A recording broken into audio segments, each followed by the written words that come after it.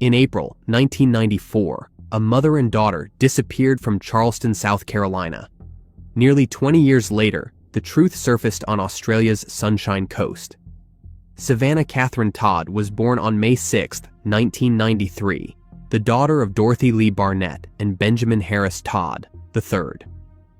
Harris was a financial advisor, while Dorothy worked as a flight attendant.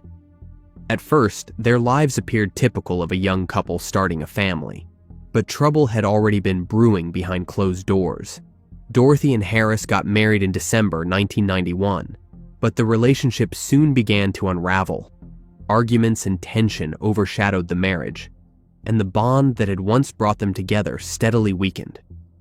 What started as marital struggles eventually grew into disputes that neither could reconcile, setting the stage for a painful separation.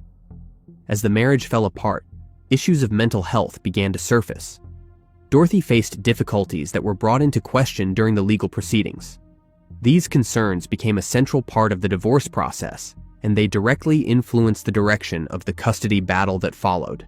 The private disagreements of the couple soon became matters of public record inside a courtroom. After Savanna's birth in May 1993, custody became the primary issue between her parents.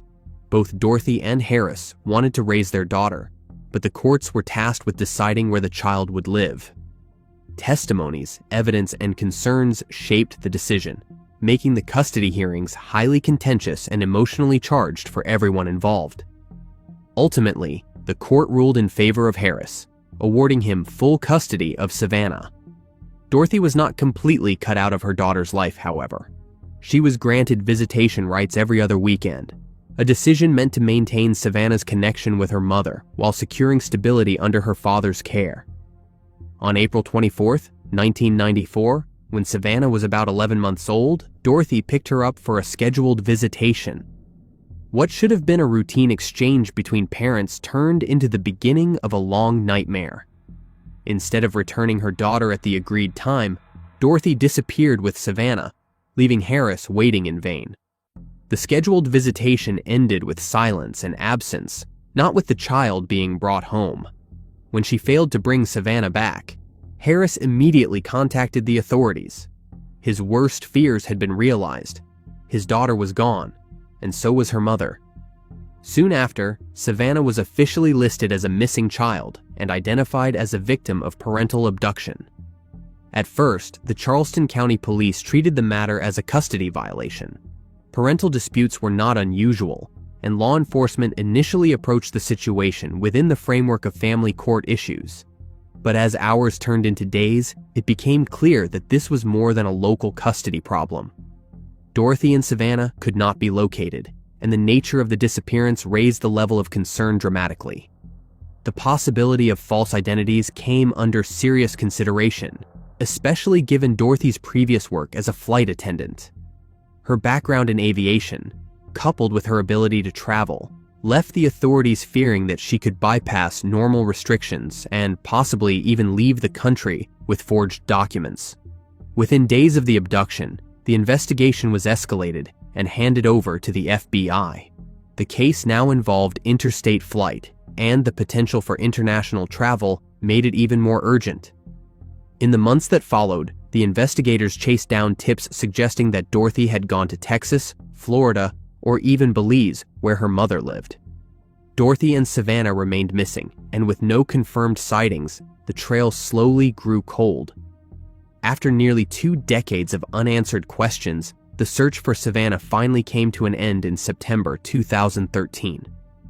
The authorities located Dorothy and her daughter on Australia's Sunshine Coast, where they had been living quietly for years. Dorothy had remarried in 1995, just a year after she fled with Savanna. Under her new life, she created fictitious names for both her and her daughter, ensuring that their real identities remained hidden from anyone who might search for them. When confronted, Dorothy claimed that her actions had been driven by fear. She alleged that Harris had been abusive, insisting this was her reason for abducting Savanna.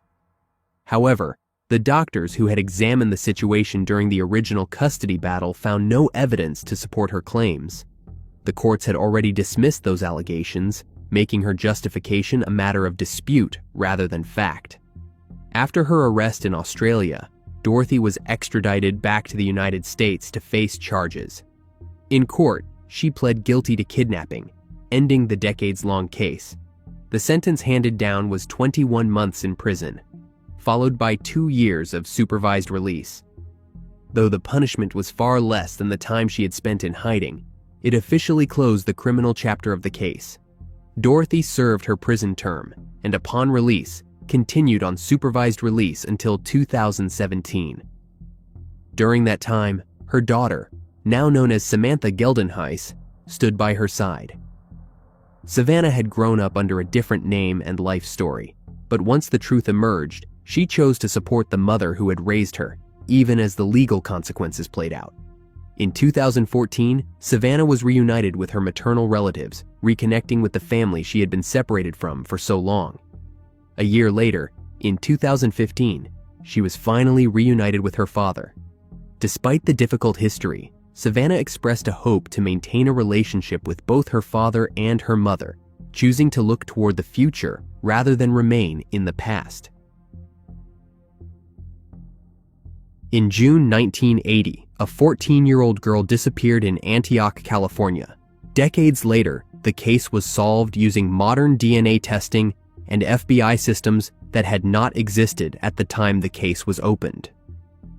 Suzanne Arlene Susie Bombardier was born on March 14, 1966. She grew up in Antioch, California, a community located in Contra Costa County. In 1980, 14-year-old Suzanne was attending Antioch Junior High School. She was an honor roll student, recognized for her dedication to her studies and her ability to excel academically. Suzanne also took an active role in school activities. She was a member of the California Junior Scholastic Federation, a program that recognized students for academic achievement and involvement. Looking ahead, Suzanne had big dreams. Among them was her aspiration to try out for the cheerleading team. On June 22, 1980, Suzanne was spending the evening babysitting her 2 young nieces at her sister's home in Antioch. It was the very first night of summer vacation, a time when most teenagers looked forward to carefree days ahead. For Suzanne, the night began like any other, with the simple responsibility of caring for her sister's children. When her sister returned home the next morning, everything seemed strangely out of place. Her 2 little girls were safe inside the house, unharmed and untouched, but Suzanne was nowhere to be found. There were no clear signs of forced entry, no broken locks or shattered windows to suggest an intruder had broken in. This unsettling discovery made her sister realize almost immediately that something was terribly wrong. Panic set in quickly. Suzanne's sister reported her missing to the Antioch Police Department, and the investigators began trying to piece together what might have happened. At just 14 years old, Suzanne's sudden disappearance was alarming to both her family and the wider community. What began as a missing person case would soon turn into something far more tragic. 5 days later, on June 27th, the search came to a devastating end. Suzanne's body was discovered floating in the San Joaquin River near the Antioch Bridge.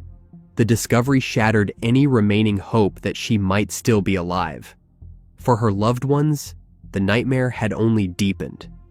An autopsy revealed the grim details of her demise. Suzanne had been indecently assaulted and stabbed once in the chest. The fatal wound pierced her heart, a single act of violence that ended her young life. The brutality of the crime left the investigators certain that her perpetrator had acted with both cruelty and intent. The police suspected early on that the perpetrator was likely someone who knew the family. Despite interviewing people close to Suzanne and pursuing various leads, the technology available in 1980 limited what the investigators could prove. With no arrest made and evidence difficult to process, the case grew cold, leaving unanswered questions and a grieving family without justice. In 2015, 35 years later, new hope emerged in Suzanne's case. The investigators reopened the long cold file after a friend of Suzanne, along with her niece, met with 2 retired detectives who had originally worked on the investigation back in 1980. Their determination to find answers reignited interest in the case, and with advances in forensic science, the possibility of uncovering the truth was finally within reach. As part of the renewed investigation, the police turned to modern technology. They used an FBI indexing system that had not been available at the time of the crime to examine DNA evidence preserved from the scene. This approach allowed the investigators to analyze biological material in a way that was impossible in 1980, providing a new pathway toward identifying a suspect. In 2017, their efforts paid off. A CODIS match identified Mitchell Lynn Bacon, a convicted offender who was already known to the Bombardier family, as the suspect in the case. On December 11, 2017, the authorities arrested Bacon, who was then 63 years old. The arrest was made without incident, marking a major breakthrough after nearly 4 decades of unanswered questions. The case then moved through the courts. On March 15, 2022, a Contra Costa County jury found Bacon guilty of first-degree slaying. The conviction carried special circumstances, including burglary, kidnapping, and assault, all tied to the horrific crime against Suzanne.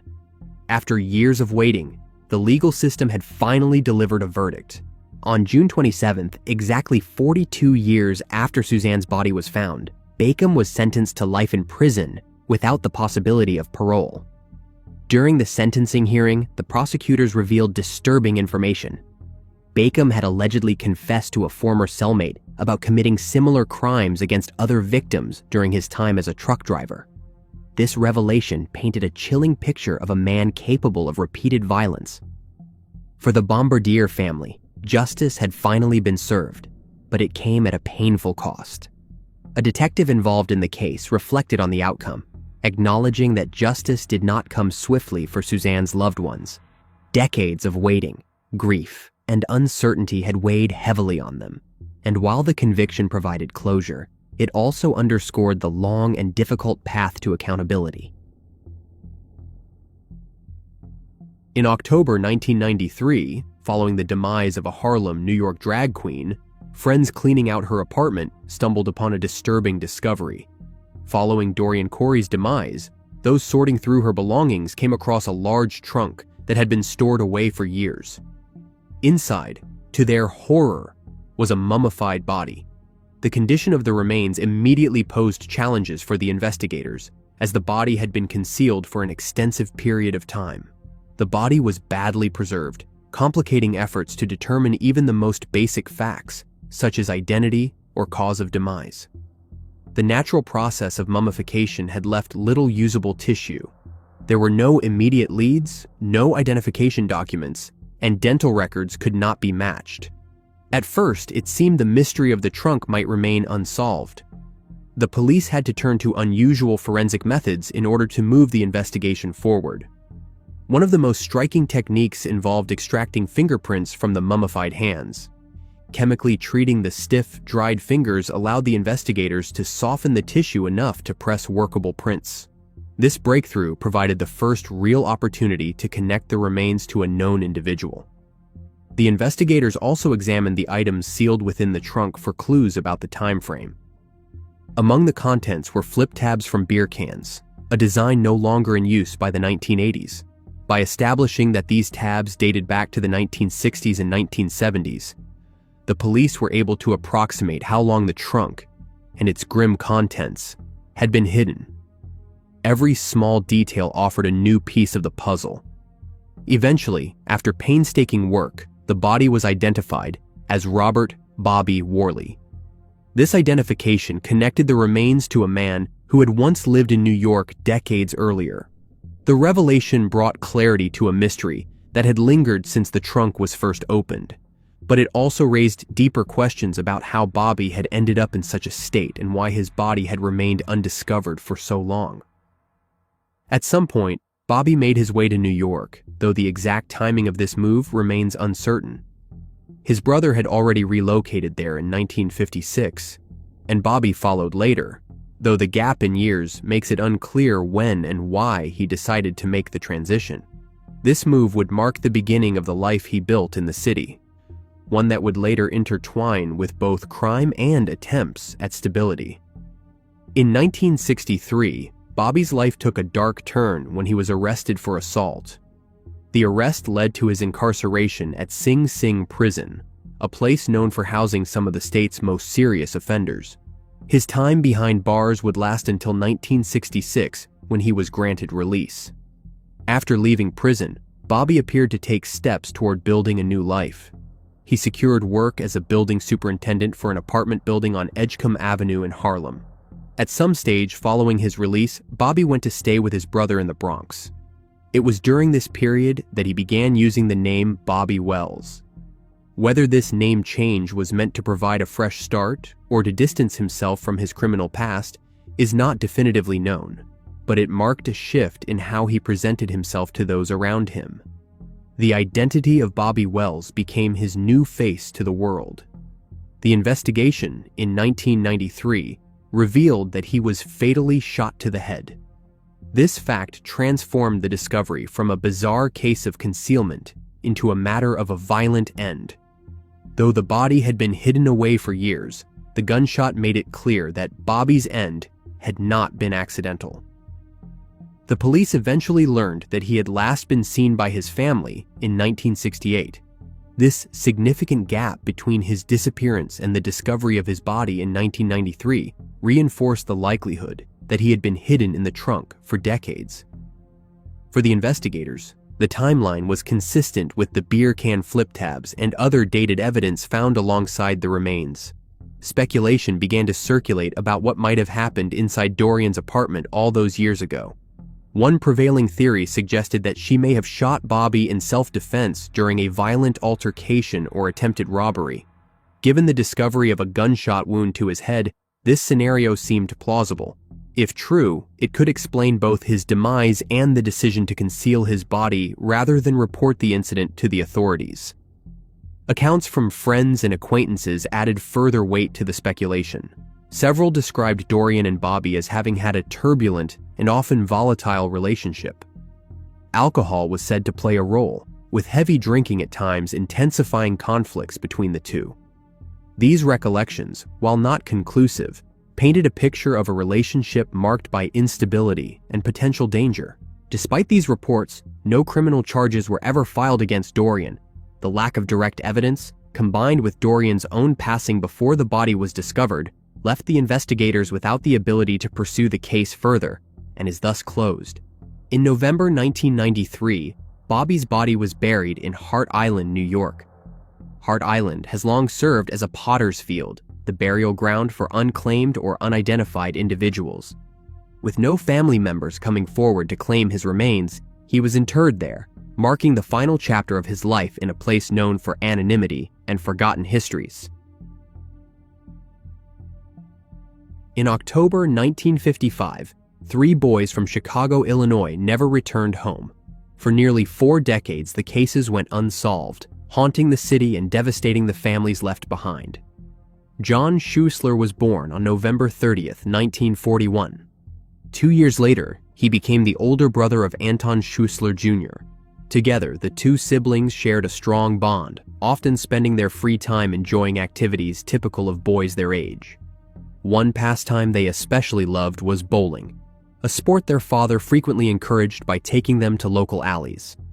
At 13 years old, John's life had already been marked by hardship. He had previously endured serious injuries in an automobile accident. The aftermath of this trauma brought noticeable changes to his personality. Before, he had been independent, but after the accident, his mother observed that John seemed to be easily influenced and often dominated by other boys his age. This shift would shape how he interacted with peers and friends as he grew older. Anton, at 11, looked up to his older brother, and their closeness was reflected in the time they spent together. John also developed a friendship with Robert Peterson, a boy who was 14 years old. Robert, like John, enjoyed sports and quickly became a central figure in the brothers' circle of friends. Robert came from a family where sports were encouraged. His father, a carpenter and Little League coach, played a significant role in fostering his interest.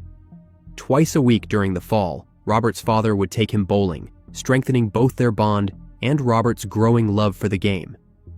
This shared interest tied Robert closely to the Schuessler brothers, as bowling became a thread weaving their friendships together. It was a Sunday in October of 1955 when Robert, John, and Anton set out for what seemed like a simple afternoon trip. The boys had planned to see a matinee downtown, a movie that Robert's mother had helped them select. She suggested the Disney documentary, The African Lion, and sent them on their way, unaware that this would be the last time she saw her son. When the boys failed to return home, the atmosphere of calm gave way to alarm. Hours passed, and both sets of parents began to grow deeply concerned. It did not take long before the families contacted the police, reporting that their sons had not come back from the theater. The situation felt all the more urgent because the trip had been so ordinary, just an afternoon movie downtown. Worry quickly escalated into fear as the parents realized something was terribly wrong. Both fathers immediately took to the streets in search of their missing children. They first went to the theater where the boys were supposed to be, but the search yielded nothing. They extended their efforts to other nearby theaters, hoping the boys might have changed their plans. The fathers also visited a bowling alley, given Robert's well-known fondness for the game. Robert, often called Bobby, had spent many afternoons bowling, and it seemed like a logical place to check. Later, it would be confirmed that the boys had indeed stopped into at least one bowling alley during that day. But despite this clue, the father's desperate search ended without results. 2 days later, on October 18th, the search reached a devastating conclusion. The bodies of the 3 boys were discovered in a ditch within Robinson Woods Forest Preserve, located on Chicago's northwest side. The discovery shattered any remaining hope that the children might return safely. Instead of finding them alive, the families were faced with a grim and incomprehensible reality. The details of the crime scene revealed a chilling picture of violence. When found, the boys were naked, bound, gagged, and strangled. Each demise bore signs of a different method of strangulation. Anton, the youngest, had been manually strangled. His older brother John's life appeared to have been taken using a chokehold. Robert, the eldest of the group, had likely been strangled with a belt or rope. The case of the Chicago boys remained unresolved for nearly 4 decades. Despite the brutality of the crime and the intense public outcry it generated, the investigators were unable to bring the perpetrator to justice in the years immediately following the discovery. The reopening of the case came during a separate probe into the 1977 disappearance of candy heiress Helen Voorhees Brack. This disappearance was tied to a larger scandal involving horses' lives that were ended and insurance fraud that swept through the Chicago horse world. While the investigators pursued leads connected to that scandal, attention shifted unexpectedly back to the unsolved cases of 1955. The renewed focus on the case eventually pointed toward a man with ties to the horse industry. That man was Kenneth Hansen, a former stable hand and employee of the Idle Hour stable.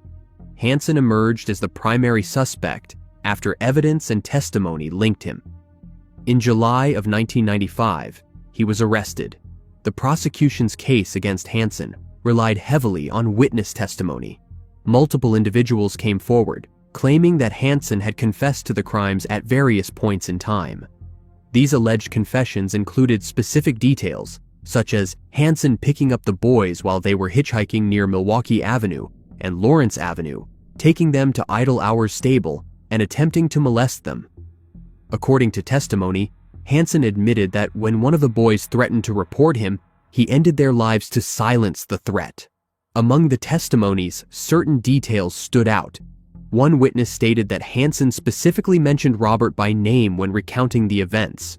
Another witness testified that Hansen confessed as early as October 1955, only days after the bodies were discovered, saying that he had just slain the 3 boys.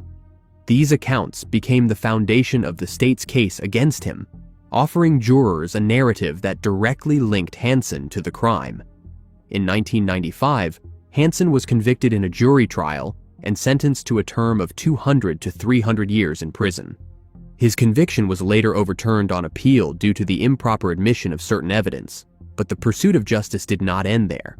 Hansen was retried in 2002, and once again, the jury found him guilty. He remained incarcerated until he passed away on September 13, 2007 at Pontiac Correctional Center. With his passing, the case was effectively closed, bringing an end to one of Chicago's most haunting true crime stories.